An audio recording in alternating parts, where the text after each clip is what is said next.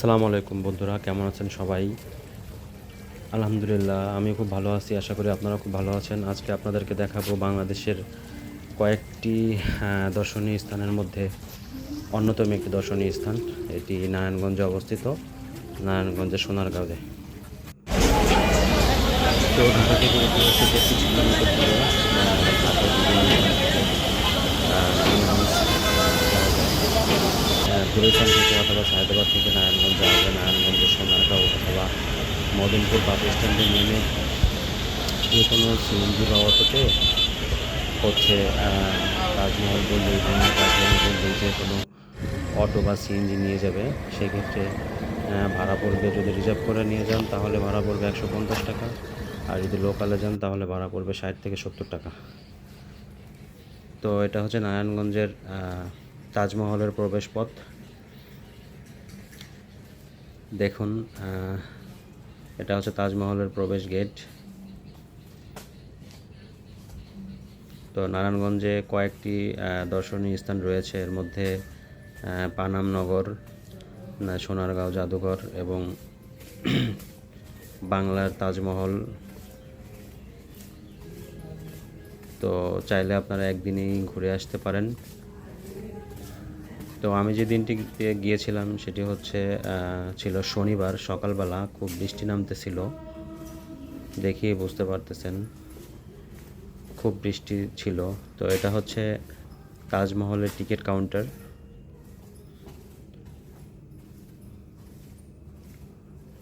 তাজমহলের ticket counter হচ্ছে per person 200 টাকা করে। তো 200 টাকার মধ্যে তাজমহল, পিরামিড এবং পাখির কিছু হচ্ছে জায়গা আছে।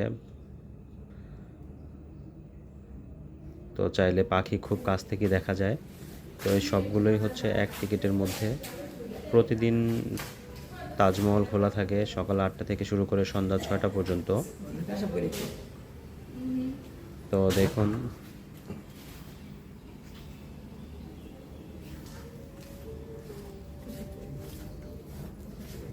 তাজমহলের গেট দিয়ে ঢুকলাম।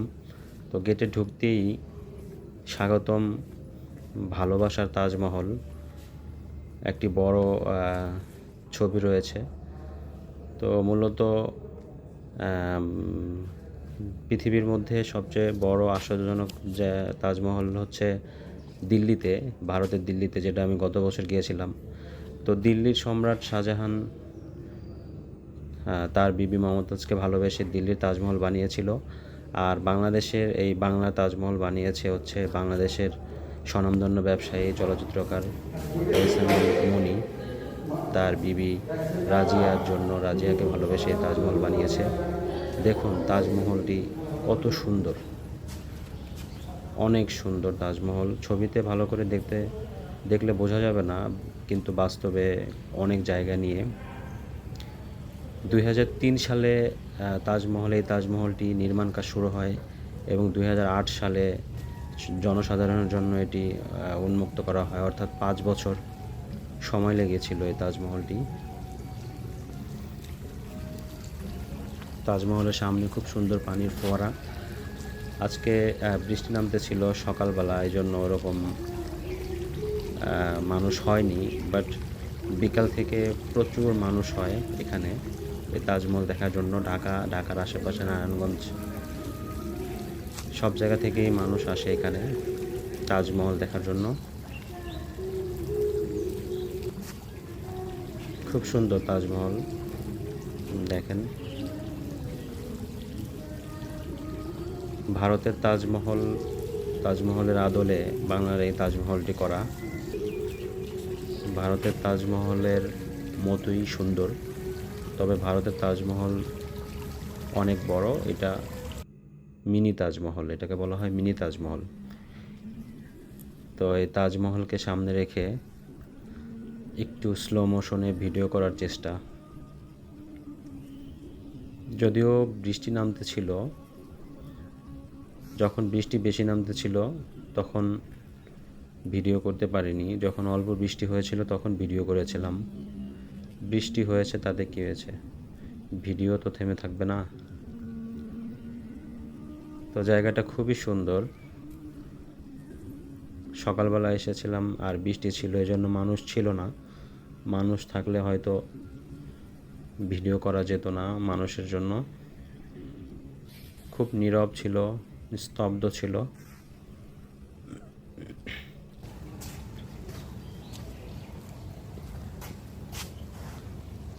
আপনারা আশা করি আপনারা একদিনের জন্য নারায়ণগঞ্জে এসে নারায়ণগঞ্জের তাজমহলে ঘুরে যাবেন।